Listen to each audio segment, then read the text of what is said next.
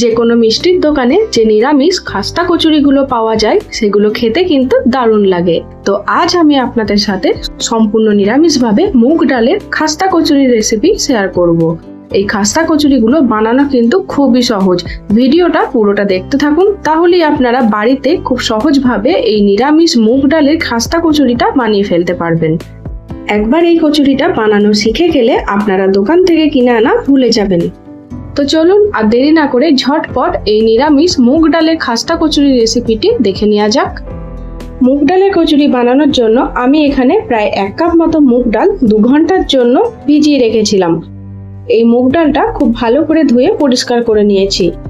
এখানে প্রায় 100 গ্রাম মতো মুগ ডাল আছে। এই কাপটার মাপ করে আমি 1 কাপ মতো মুগ ডাল নিয়ে নিয়েছি। এবার একটা মিক্সিং জার নিয়েছি আর তার মধ্যে দিয়ে দিলাম ভিজিয়ে রাখা মুগ ডালটা। এর মধ্যে দিয়ে দেব স্বাদ মতো নুন, অল্প একটু আদা আর একটা কাঁচা লঙ্কা। সামান্য পরিমাণে জল দিয়ে এই মুগ ডালটার খুব ভালো করে একটা পেস্ট বানিয়ে নিতে হবে। খুব বেশি জল দিলে মুগ ডালের পেস্টটা কিন্তু পাতলা হয়ে যাবে, তাই অল্প একটু জল দিয়ে এই মুগ ডালের পেস্টটা বানিয়ে নেবেন। দেখুন এখানে মুগ ডালের পেস্ট কিন্তু আমাদের একদম রেডি হয়ে গেছে। একটা চামচের সাহায্যে এই মুগ ডালের পেস্টটা আমি দেখিয়ে দিচ্ছি। দেখে বুঝতেই পারছেন যে এর ঘনত্বটা কেমন রাখতে হবে। এইবার আমি একটা বড় বোল নিয়েছি আর তার মধ্যে দিয়ে দিলাম বড় কাপে 2 কাপ মতো ময়দা। এখানে প্রায় 200 গ্রাম মতো আমি ময়দা নিয়ে নিয়েছি। এইবার ওপর থেকে দিয়ে দিচ্ছি অল্প একটু জোয়ান। জোয়ানের পরিবর্তে আপনারা চাইলে কালো জিরে ব্যবহার করতে পারেন। দিয়ে দিলাম স্বাদ মতো নুন আর ময়নের জন্য বড় চামচের 1 চামচ মতো ঘি। আপনারা ঘিয়ের পরিবর্তে সাদা তেল ব্যবহার করতে পারেন, তবে ময়দাতে ময়ন দেওয়ার জন্য ঘিটাই সবসময় ব্যবহার করবেন। এর ফলে কিন্তু কচুরিগুলো বেশ খাস্তা থাকবে আর অনেকক্ষণ অবধিও মুচমুচে থাকবে, সহজে দেখবেন নরম হয়ে যাবে না। তাই আমি এখানে বড় চামচে 1 চামচ মতো ঘি দিয়েছি। এই সব শুকনো উপকরণগুলো ময়দার সাথে খুব ভালো করে মিশিয়ে নিচ্ছি। তারপর ময়দাটা হাতের মুঠোর মধ্যে নিয়ে দেখবেন। যখন দেখবেন যে এইভাবে দলা পাকিয়ে আসছে, তখন বুঝবেন যে ময়দার মধ্যে ময়নটা একদম ঠিকঠাক দেওয়া হয়েছে আর এর ফলে কচুরিটা হবে দারুণ খাস্তা। এইবার অল্প অল্প করে জল দিয়ে এই ময়দাটার খুব ভালো একটা ডো বানিয়ে নিতে হবে। খুব বেশি শক্ত আবার খুব বেশি নরম নয়, একটা মাঝারি টাইপের ডো বানাতে হবে। প্রায় 10 মিনিটের জন্য এই ময়দার ডোটা আমি রেস্টে রেখে দেব আর ততক্ষণে কচুরির জন্য মুগ ডালের পুরটা আমরা রেডি করে নেব। প্রথমে আমি একটা প্যান নিয়েছি আর প্যানের মধ্যে দিয়ে দিয়েছি প্রায় 2 থেকে 3 চামচ মতো সরষের তেল। তেল গরম হয়ে আসলে এর মধ্যে দিয়ে দিলাম অল্প একটু হিং। হিংটা তেলের মধ্যে 2-4 বার নেড়ে নিচ্ছি যতক্ষণ না হিঙের একটা খুব সুন্দর গন্ধ বেরিয়ে আসছে।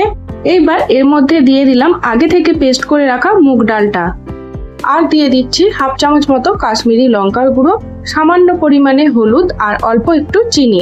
এই সবকটি উপকরণ মুগ ডালের সাথে খুব ভালো করে মিশিয়ে নিতে হবে। প্রায় 5 মিনিটের মতো আমি নেড়ে চেড়ে নিয়েছি যতক্ষণ না অবধি মুগ ডালের পেস্টটা একটু শুকিয়ে আসছে। এর মধ্যে আমি দিয়ে দিচ্ছি 1 চামচ মতো ছাতু। এই ছাতুটা দেওয়ার ফলে মুগ ডালের পেস্টটা দেখবেন খুব তাড়াতাড়ি শুকিয়ে আসবে, তাই আপনারা এখানে 1 চামচ মতো ছাতু ব্যবহার করতে পারেন। ছাতুটা দিয়ে আবারও ভালো করে নেড়ে চেড়ে মিশিয়ে নিলাম। এইবার এর মধ্যে দিয়ে দিচ্ছি 1 চামচ মতো ভাজা মশলা, 1/2 চামচ মতো ভাজা জিরের গুঁড়ো আর সামান্য পরিমাণে গরম মশলা। এই সবকটি উপকরণ দিয়ে ডালের পুরটা আবারও বেশ ভালো করে নেড়ে চেড়ে মিশিয়ে নিতে হবে।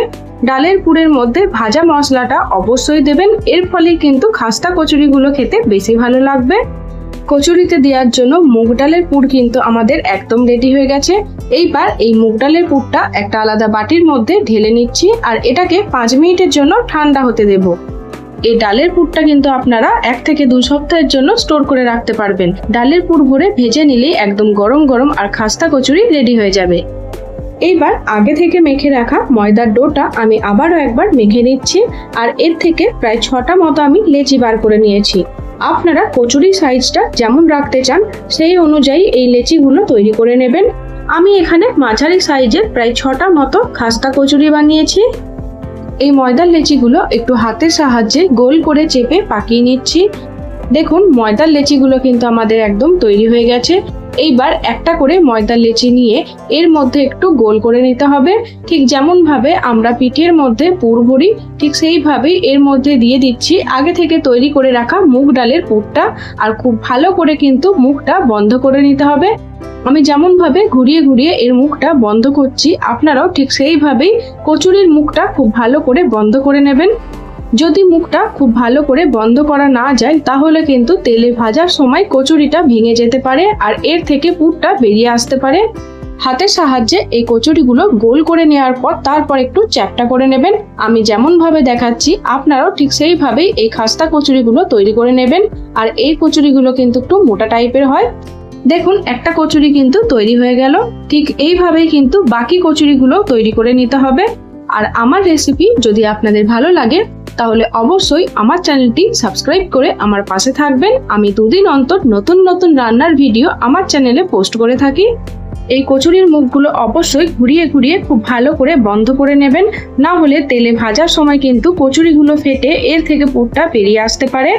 দেখুন এখানে সব কচুরিগুলো আমার তৈরি করা হয়ে গেছে। আর দেখে বুঝতেই পারছেন যে কচুরিগুলো কতটা মোটা রাখতে হবে।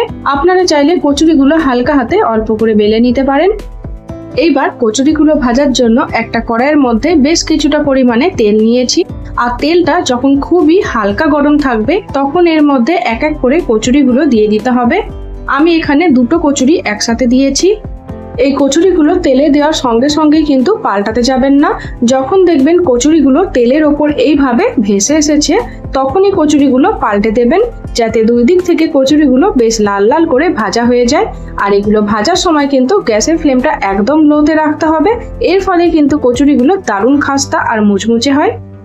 দেখুন কচুরিগুলো কত সুন্দর ফুলকো ফুলকো হয়ে গেছে। আর এই কচুরিগুলো কিন্তু খুব হালকা হাতে উল্টে পাল্টে দুই দিক থেকে লাল লাল করে ভেজে নিতে হবে। কচুরিগুলো দেখুন ভাজা হয়ে গেছে। এইবার এক এক করে এই কচুরিগুলো আমি তুলে নিচ্ছি।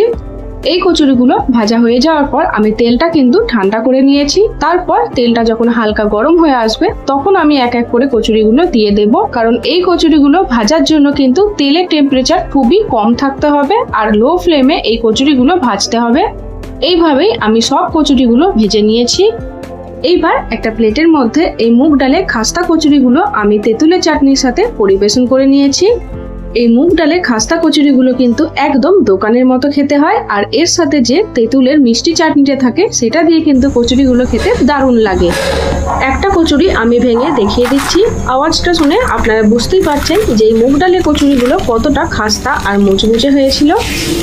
তাহলে আর দোকান থেকে কিনে না নিয়ে এসে একবার এইভাবেই মুগ ডালের খাস্তা কচুরিগুলো আপনারা বাড়িতে বানিয়ে নিন। এটা বানানো কিন্তু খুবই সহজ।